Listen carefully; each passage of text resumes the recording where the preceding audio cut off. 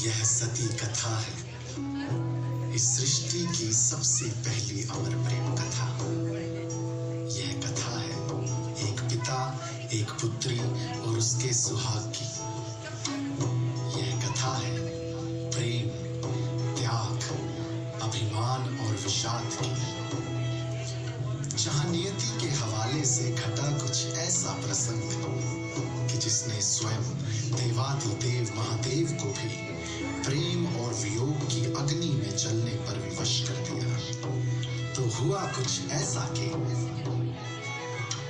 राजा दक्ष थे सती के पिता और सती थी शिव की पत्नी। पर्वत कैलाश था शिव का पता, जहां धुन में वो रहते अपनी।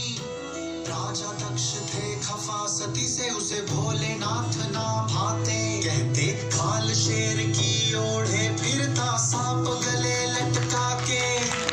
और भी तो थे देवता जग में, तू उनसे ब्याह रचाती। महलों को ठोकर मार चली, तुझे बर्फ गुफा की भांति। तुझे बर्फ गुफा की भांति।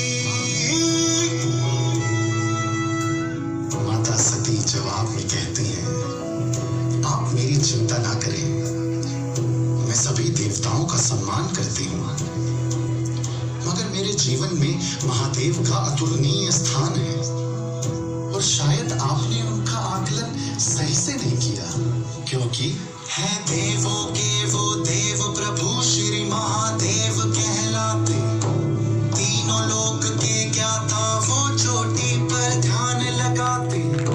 भोले भाले सरल बड़े पर महाकाल कहलाते। क्रोध कभी आ जाए तो फिर तांडव नाच रचाते। वो तांडव नाच रचाते। नमः शिवाय नमः नमः। ओम नमः शिवाय नमः नमः। महादेव के नाम पर पिता और पुत्री के स्वर कभी ना मिल पाए। समय बीतता गया और ये अलगाव बढ़ता गया।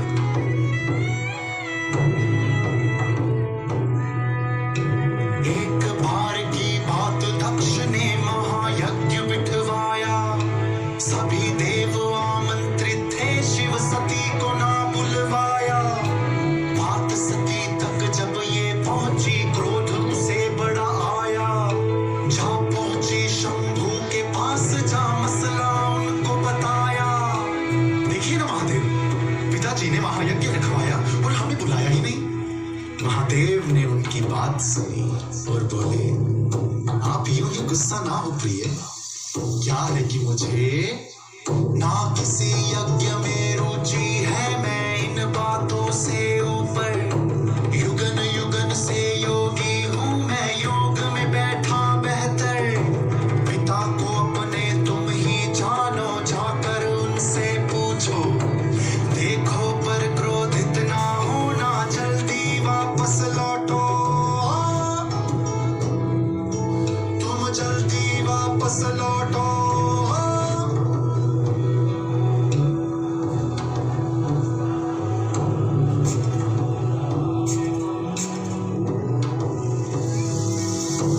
महायज्ञ में विघ्न टल गया, सती वहां जब पहुंची। पिता से झल्ला कर बोली, ये बात सहन ना होगी। न कोई यज्ञ जगत में है जो बिना शिव के पूर्ण हो जाए। मैं छोटी लाडली पुत्री, आप तो मुझे भी ना बुलवाए। राजा दक्ष ने इस लाछन का जवाब सतत स्नेहहीन भाषा में देते हुए कहा, यज्ञ के स्थल